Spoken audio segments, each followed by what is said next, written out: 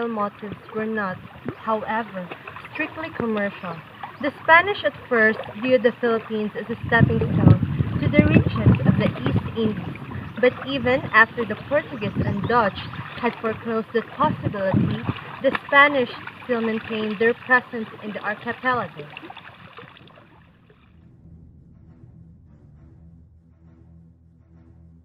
The Philippines stands as the only Southeast Asian country that was colonized before ever being able to establish its own centralized government or even culture.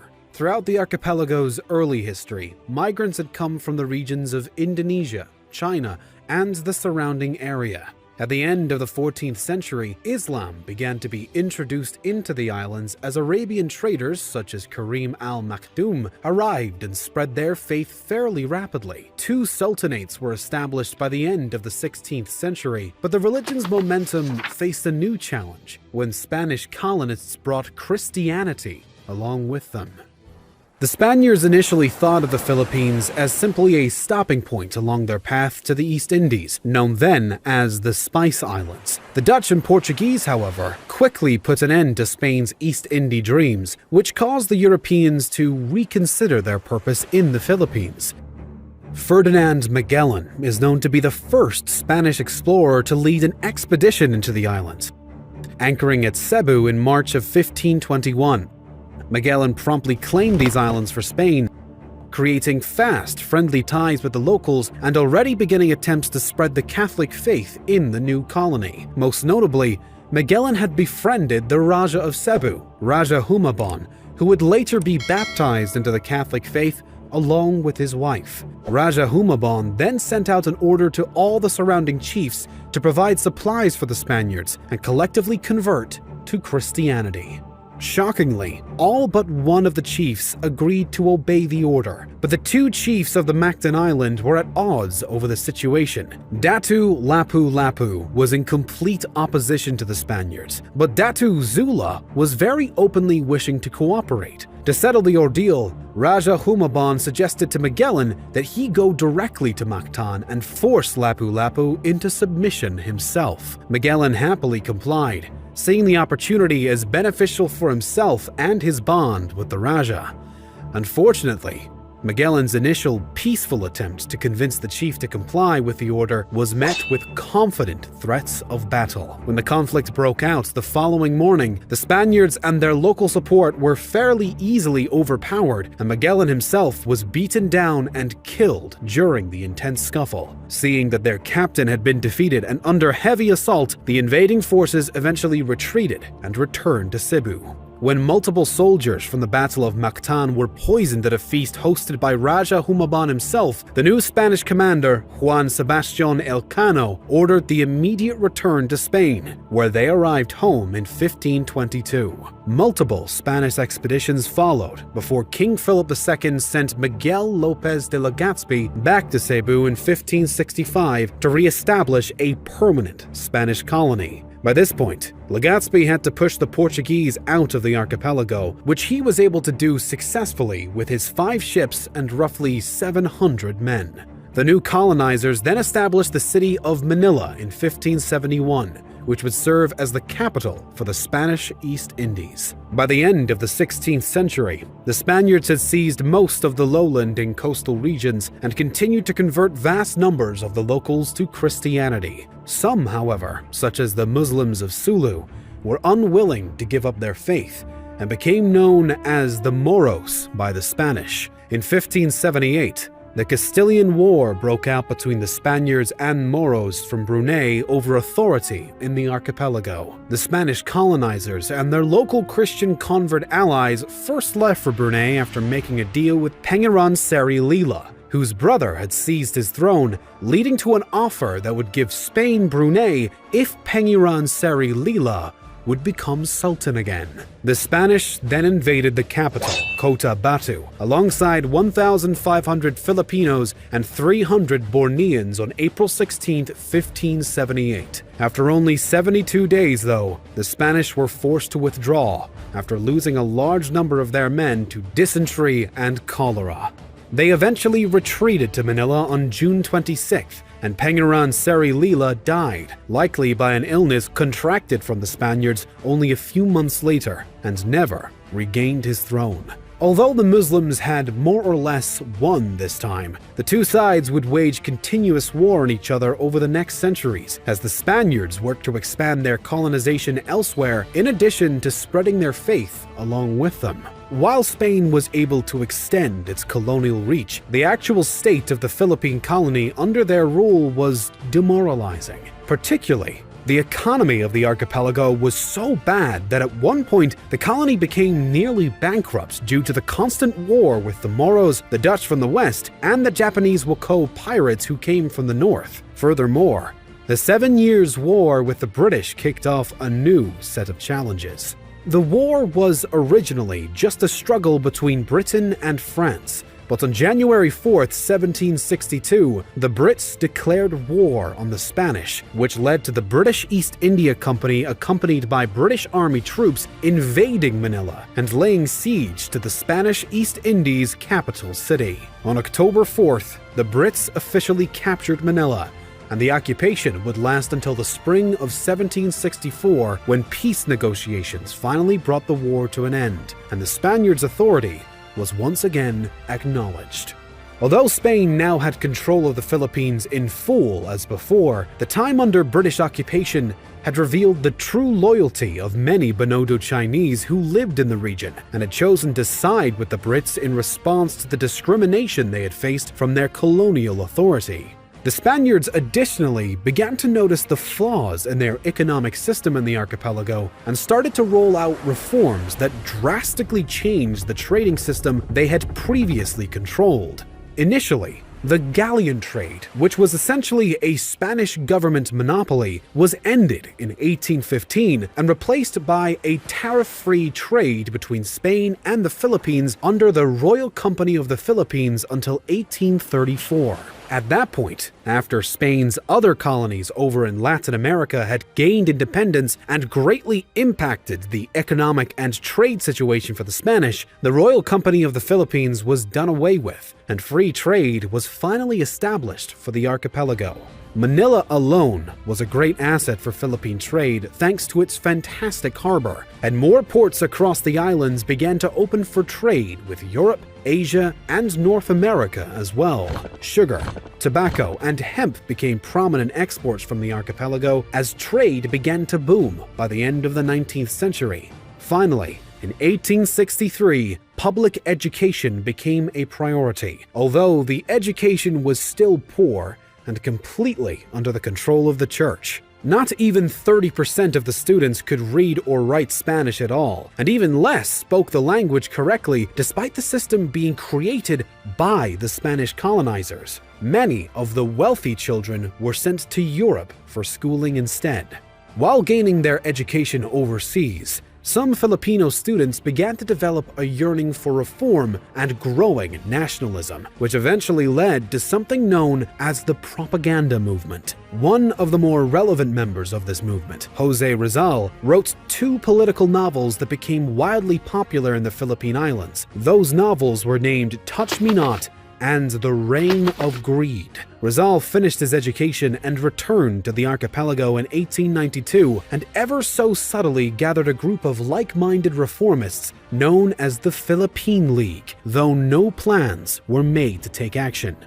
Meanwhile, the thoughts of independence had already started to build throughout the islands, possibly encouraged by the Spanish recognition of a semi-independent home rule program nearing the end of the 19th century. Still, Spain remains the undeniable colonial power over the region, and the archipelago's capital became a role model for other colonial governments due to the drastic improvements the Spaniards had attempted to make after regaining control from the British. The Philippine Revolution would soon begin in 1896, causing José Rizal, who had previously been arrested and sent into exile for his books and nationalist sentiments, to be wrongly convicted for treason and subsequently executed, despite playing no part in the outbreak of the rebellion. Instead, a man by the name of Emilio Aguinaldo became the leading figure of the revolution, but he was unsuccessful nonetheless and was eventually forced to sign the Pact of Bayak na Bato in 1897, sending him and his supporters into exile in Hong Kong.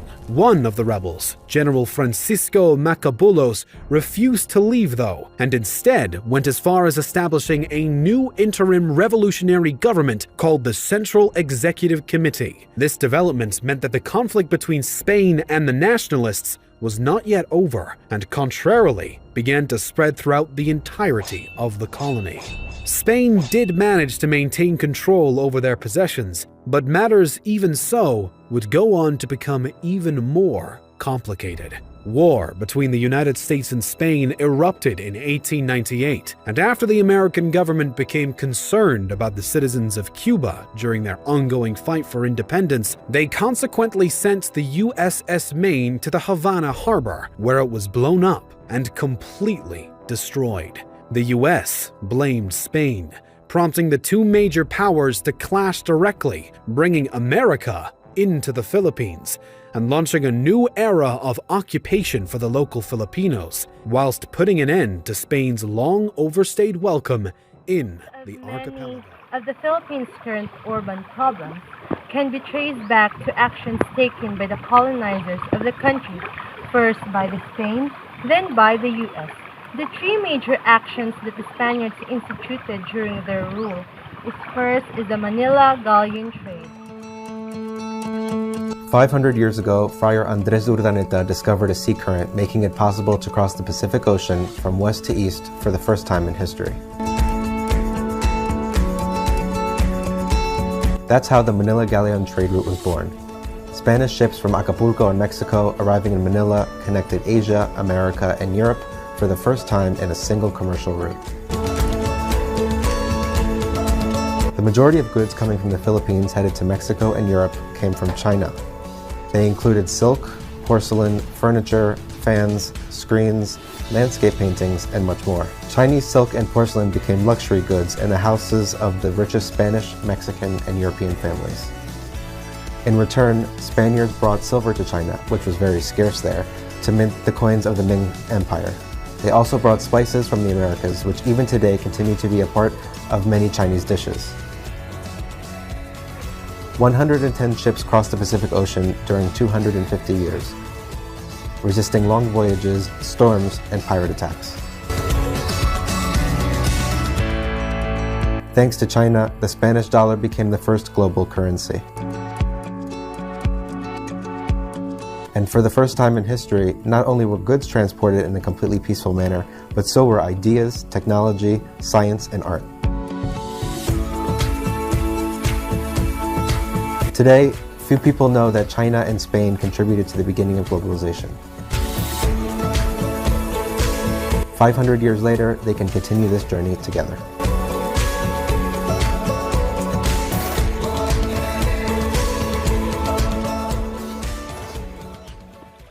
Thus, even in the area of religion, pre-Spanish Filipino culture was not entirely destroyed. And the second impact of the Spanish colonization is the policy of reduction or deliberate resettlement. Economic and political institutions were also altered under Spanish impact, but perhaps less thoroughly than in the religious realm. The priests tried to move all the people into pueblos or villages surrounding the great stone churches, but the dispersed demographic patterns of the old barangays largely persisted. Sa pagdating ng mga Espanyol sa Pilipinas, napansin agad nilang karamihan sa mga katutubo ay nakatira malapit sa mga ilog, sapa o dagat. Sa mga nasabing lugar, nakahanay o linyar ang pagkakaayos ng pamayanan ng mga sinaunang Filipino, sapagkat sinusunod lamang ng mga kabahayan ang direksyon ng dalampasigan. Maliit din ang mga pamayanang kadalasang binubuo ng 30 hanggang 100 pamilya at kadalasang magkakamag-anak. Pinili nilang manirahan sa mga tabing ilog dahil dito sila kumukuha ng pangangailangan gaya ng pagkain at tubig. Dito rin nagaganap ang kalakalan at mas madali ang pagpunta sa kabilang pampang kung sila ay nakatira malapit sa ilog. Sa ating pagpapatuloy, ay atin munang aalamin ang kahulugan ng reduksyon. Ang reduksyon ay isang patakarang ipinatupad ng mga Espanyol na nangangahulugang sapilitang pagpapatira sa mga katutubo mula sa orihinal nilang tirahan patungo sa bayan na tinatawag na pueblo. Ngayon naman ay ating alamin ang mga naging layunin ng reduksyon noong panahon ng Espanyol. Una, ang ganitong kaayusan para sa kanila ay hindi nagpapakita ng sibilisasyon sapagkat ang sibilisadong tao para sa kanila ay nakatira sa isang pamayanang may pagkakaayos kung saan may sentro. Pangalawa, ang ganitong kaayusan ay mahirap makontrol ang mga katutubo kung watak-watak sila at mahirap ang koleksyon ng buwis. Pangatlong layunin, kinakailangan di umanong ang sentro ng pamayanan ay ang simbahan upang maging mas madali ang pagbibinyag sa mga katutubo sa bagong relihiyon. At ang pang-apat na layunin ay mas magiging madali rin ang pagbabantay sa mga katutubo kung ililipat sila sa isang pamayanang madaling nasusubaybayan ng mga Espanyol. Ngayon naman ay ating alamin ang larawan ng isang pueblo bilang bagong kaayusan ng pamayanang Pilipino sa patakarang reduksyon na ipinatupad ng kolonyang Espanyol. Ang sentro ng pueblo ay ang simbahan na siyang nagsisilbing himpilan ng Kristyanisasyon sa tiyak na pook. Naging batayan din ang pamamahala ang pueblo sapagkat malapit naman sa simbahan ang bahay pampamahalaan. Kalapit din ng simbahan ang bahay pampamahalaan, ang paaralan, ospital at pulisya. Sa tapat ng simbahan ay matatagpuan ang Plaza Complex na isang hugis parisukat na bukas na espasyo at mula rito ay nagsasanga-sanga ang daan. Ang tawag sa tirahang nasa ilalim ng tunog ng kampana ay kabisera. Ang parokya naman ay isang lugar kung saan sama-samang naninirahan ang mga tao sa pamamahala ng isang pari.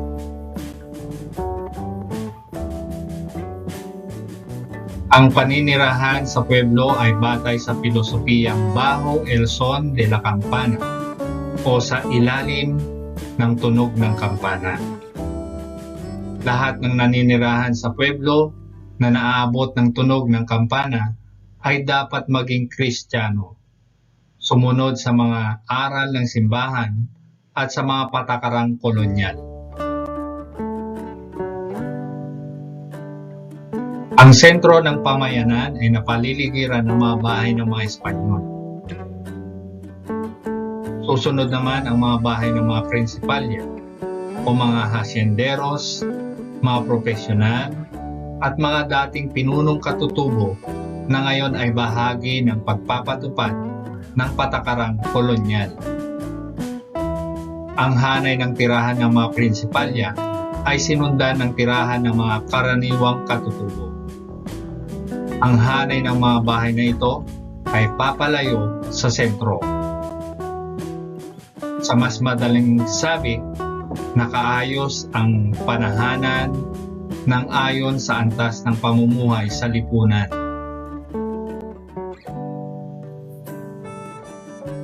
Bisita naman ang tawag sa mga nayon o baryo na nakapaligid sa kabisera, na kung saan ang mga nakatira ay kadalasang Kristiyano rin at may matatagpo ang maliit na simbahan o tinatawag itong kapilya.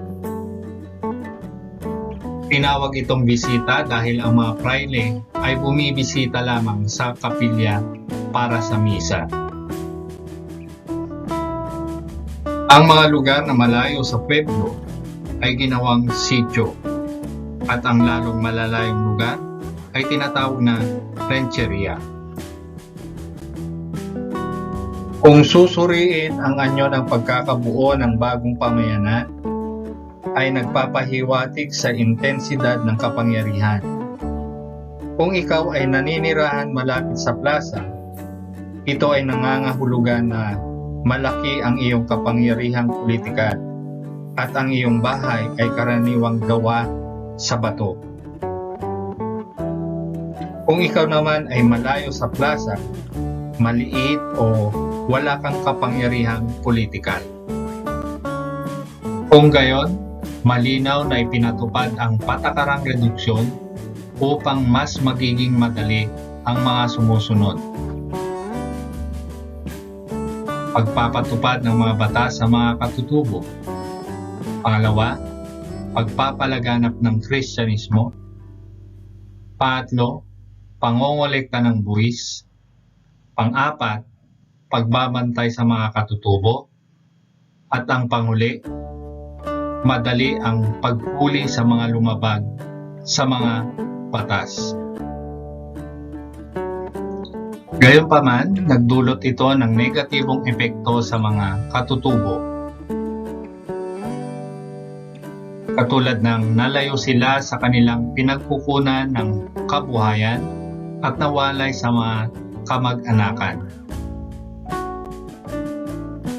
Sa ganitong sitwasyon, ang ginawang solusyon ng mga Espanyol ay inilipat ang reduksyon sa kanilang kinagisnang lugar. O sa mas madaling salita, inilapit nila ang bagong pamayanan o reduksyon sa mga katutubong Pilipino.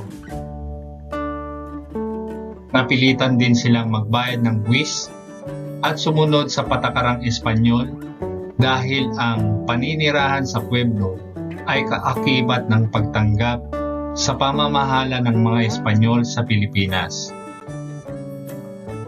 Narito ang mga reaksyon ng mga katutubo sa patakarang reduksyon.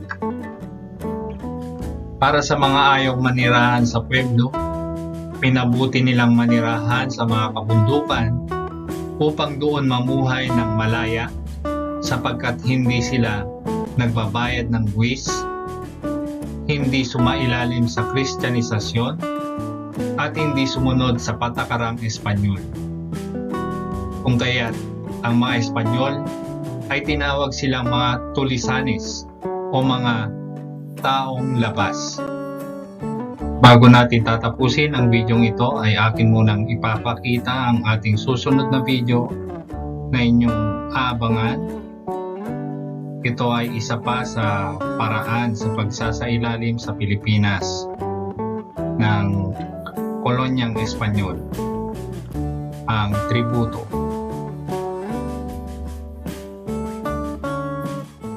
Nevertheless, the datas once hereditary positions became subject to Spanish appointment. And the third impact of the Spanish colonization is the privatization of land ownership. History of agrarian reform in the Philippines. Pre-colonial times, before 16th century, land was commonly owned by the community known as barangay. This is a small unit of government consisting of 3,100 families administered by the chiefs. Everyone in the barangay, regardless of status, had access on the land and mutually shares resources and the fruits of their labor. They believed and practiced the concept of stewardship, where relationship between man and nature is important. Land cultivation was done commonly by Cajun system, or the slash and burn method, wherein land was cleared by burning the bushes before planting the crops, or either land was plowed and harrowed before planting.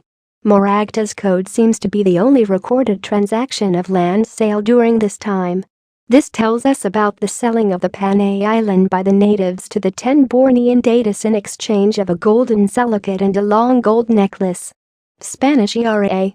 of 1521 to 1896, the colonial government at this period introduced a pueblo agriculture, a system wherein native rural communities were organized into pueblo, and each Christianized native family is given a 4 to 5 hectares of land to cultivate. The pueblo agriculture practiced no sharecropper class or landless class. The native families were merely landholders and not landowners.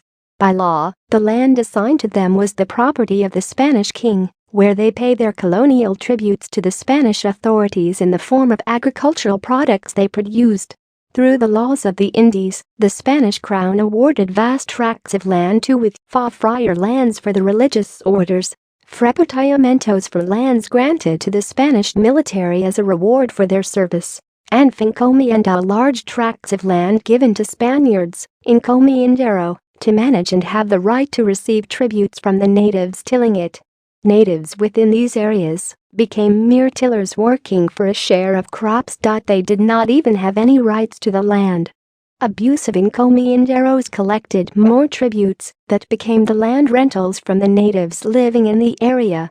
A compras y vendalas system was practiced wherein tillers were made to compulsory sell at a very low price or surrender their agricultural harvests to Spanish authorities, where encomienderos can resell it for a profit.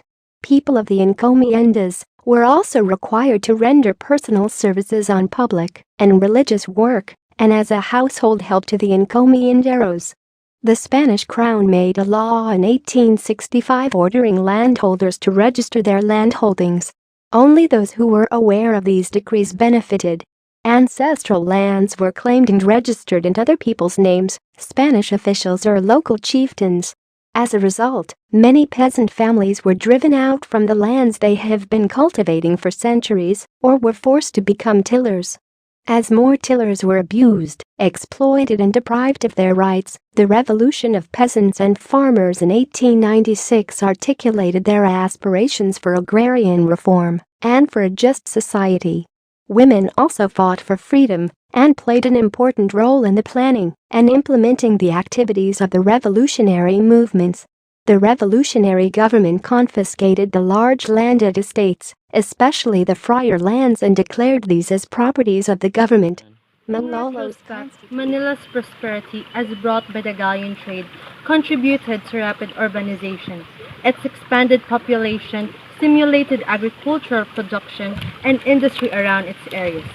Policies to broaden economic development and cover the entire country during the second half of the 18th century opened the Manila and other ports to world trade. In this aspect, these new developments basically establish the foundation of the present-day structure of Philippine economy and society and its relations with foreign countries. But then again, these changes came with a heavy price, and majority of Filipinos suffer from it.